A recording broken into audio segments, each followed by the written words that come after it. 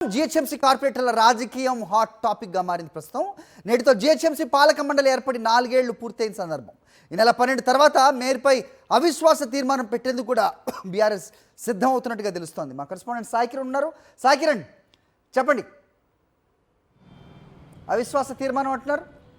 సరే, greater Hyderabad municipal corporation రాజకీయాలు రసవత్తరంగా మారాయి. అటు మేయర్, డిప్యూటీ మేయర్ల పైన బీఆర్ఎస్ పార్టీ అవిశ్వాసం పెట్టాలని ఇప్పటికే అనుకుంటోంది, ప్లాన్ చేస్తుంది. సో దీనికి సంబంధించి ఇప్పటికే అటు హైదరాబాద్లో కీలకమైనటువంటి బీఆర్ఎస్ పార్టీ నుంచి కీలకంగా ఉన్నటువంటి ఎమ్మెల్యే తలసాని శ్రీనివాస్ యాదవ్ ఇంట్లో ఒకసారి సమావేశం కూడా అయ్యారు. అందులో బీఆర్ఎస్ పార్టీ వర్కింగ్ ప్రెసిడెంట్గా ఉన్నటువంటి కేటీఆర్ అధ్యక్షతన ఈ సమావేశం జరిగింది. మరి అటు అయితే జిహెచ్ఎంసీ యాక్ట్ ప్రకారం జిహెచ్ఎంసీ మేయర్ పైన అవిశ్వాసం పెట్టాలంటే 4 సంవత్సరాలు ఆమె అయితే మేయర్ పదవి పూర్తయి ఉండాలి. సో నేటితో 4 సంవత్సరాలు పూర్తయింది. సో ఇప్పుడు అవిశ్వాసం పెట్టడానికి వారికి ఛాన్స్ ఉంది. అయితే ఇక్కడ జిహెచ్ఎంసీలో మొత్తం 150 కార్పొరేటర్ సీట్లు ఉంటాయి, ఎక్స్ అఫీషియో మెంబర్స్ 50 ఉంటాయి, మొత్తం 200 స్థానాలు ఉంటాయి, అంటే అన్ని కలిపితే. సో ఇందులో 2/3 ఉండాలంటే కనీసం బీఆర్ఎస్ పార్టీ అవిశ్వాసం పెట్టాలంటే 98 ఓట్లు పడి ఉండాలి, అప్పుడే అవిశ్వాసాన్ని నెగ్గొచ్చు. మరి బీఆర్ఎస్ పార్టీకి అయితే ప్రస్తుతానికి అటు బీఆర్ఎస్ నుంచి గెలిచిన వాళ్ళు సగం మంది కొంతమంది కాంగ్రెస్కి వెళ్ళారు, కొంతమంది బీజేపీకి వెళ్ళారు.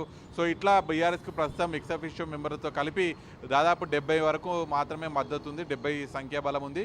సో ఇంకా 18 వరకు మద్దతు కావాలి. మరి దీనికి అటు బీజేపీ ఏమైనా సైడ్ నుంచి మద్దతు ఇస్తుందా, లేకపోతే ఎంఐఎం గతంలో వారికి మిత్రపక్షంగా ఉంది కాబట్టి మరి వారేమైనా మద్దతు ఇస్తారా? ఎంఐఎం మాత్రం ప్రస్తుతం కాంగ్రెస్తో కొనసాగుతుంది.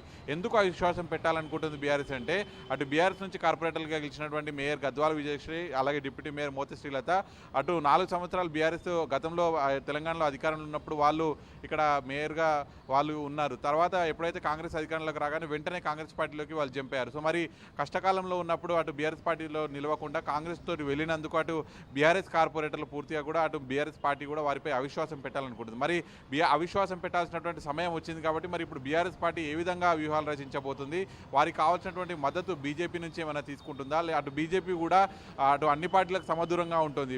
ఒకవైపు అటు బీజేపీ కార్పొరేటర్లు ఉన్నటువంటి స్థానాల్లో ఇప్పటికే అటు జిహెచ్ఎంసీ నుంచి బడ్జెట్ రావట్లేదు, సహకరించట్లేదు. కాబట్టి ఏమైనా ఇన్సైడ్గా బీఆర్ఎస్కి సపోర్ట్ చేస్తే మేయర్, డిప్యూటీ మేయర్లకు సంబంధించినటువంటి చైర్ మాత్రం ఊడిపోయేటువంటి అవకాశం ఉంది. మరి దీనిపైన 2 రోజుల్లో ఏం జరగనుంది, జిహెచ్ఎంసీకి సంబంధించిన మేయర్, డిప్యూటీ మేయర్ల భవిష్యత్తు ఏంటనేది కూడా తేలనుంది. All right Sai Kiran.